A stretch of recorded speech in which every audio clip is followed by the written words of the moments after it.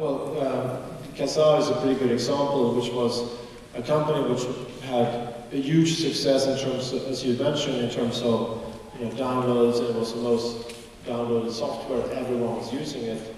But we completely failed in understanding how the entertainment industry were looking at these things. We thought that we could speak to them and convince them that this is a great technology, it's a very cost-efficient way for them to distribute their content, and we knocked on their doors and tried to convince them that there could be a business model where they could have advertisement or subscriptions or maybe pay per play or something like that. But we completely failed in understanding that they didn't want the internet to exist. It was way too early for them, and this whole technology and the internet happened too quickly. We said, well, so we just continued, and we at some point at that time, we had massive litigation. We got sued personally for billions of dollars, and we had the personally for billions of dollars. Yes, and you had all the record companies, all the movie studios going after you, and so big organizations. And then, we were like, two guys, and we had some good lawyers helping us. And at some point, you felt pretty low, and it's like, this is, doesn't look very good. But then we kind of. So who helped you out of it?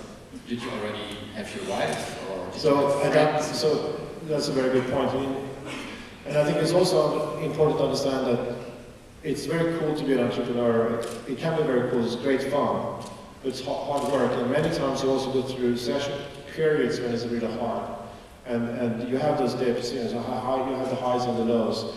And that's also what I found out. By doing it together with a co-founder, you can, when it's really hard, at least you have your co-founder to share your troubles with and the problems. And also, if you have a success, well, you have someone to partner with as well.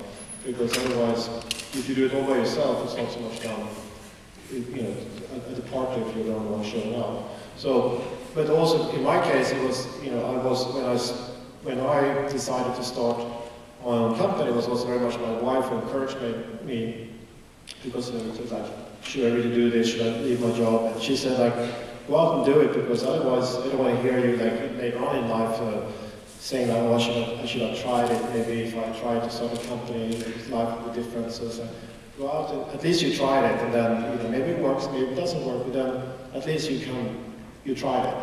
And she was always very supportive. In the early days, we couldn't get financing. We converted our apartment to an office. Janice moved into our guest room, and we had converted our living room to an office. And we lived on her salary for some time before we managed to get some financing. So, and that was very important for me to have have that support.